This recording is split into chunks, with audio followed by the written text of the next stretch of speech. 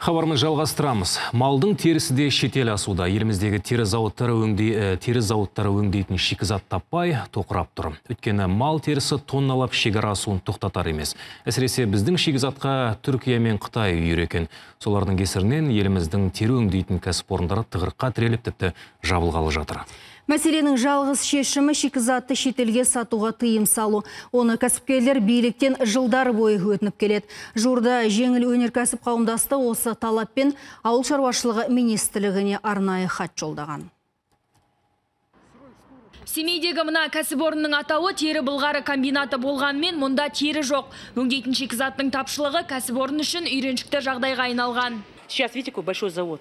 Зауыттың қандай үлкен екенін көріп тұрсыздар. Мұндағы құрал жабдықтар сонау Испания мен Италиядан арнайы алынған, бірақ соның бәрі бос тұр. Қазір комбинаттың тек 10% жұмыс істейді. Негізі елімізде жылына 2,5 миллион бас мал сойылады. Соның барлығының дерлік терісі шетелге сатылып жатыр. Әсіресе Түркия мен Қытай біздің шикізатқа үйір. Олар отандық кәсіпкерлердің алдын орап, соңында өзіміздің теріден жасалған тауарды өзімізге ондаған есе қымбатқа сатады. Сиырымыз 100-200 мың теңге тұрсын. Бірақ сиырын терісі, соның сиырын көлемінде 2-3% ғана тұрады сонда. 3 мың теңге, 4 мың теңге тұрсын. Бірақ біз Қытайға жаңа шикізат шығарамыз да 4 мың теңгеге. 400 мың теңгеге аяқ киім ретінде, перчатка ретінде, сумка ретінде аламыз. Ал шикізат отандық кәсіпорындарға сатылғанда керісінше дайын тауарларды шетелге біз шығарушы едік. Қазір еліміздегі барлық тері өңдейтін зауыттағы жағдай осындай.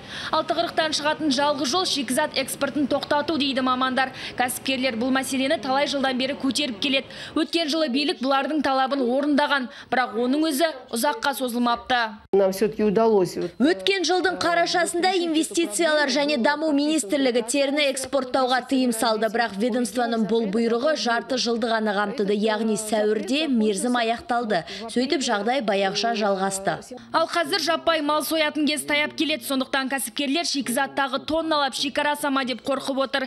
Жеңіл өнеркәсіп қауымдастығы бұл жолы ауыл шаруашылығы министрлігіне хат жолдаған. Соңғы үміттері осы ведомствода. Десе де министрліктегілер ол хаттың қайда түскенін әлі білмейтін болып шықты. Сондықтан олардың мәселені майшаммен қарап жатқанына күмән бар. Ал бұл жолы билік шикізаттың Қытай, Түркияға шығарылуына тыйым салмаса, еліміздегі тері өңдейтін зауыттардың түбегейлі жабылып қалатын түрі бар. Нұргүл Нұрланқызы, Ұлан Нұрахмет, КТК, Алматы.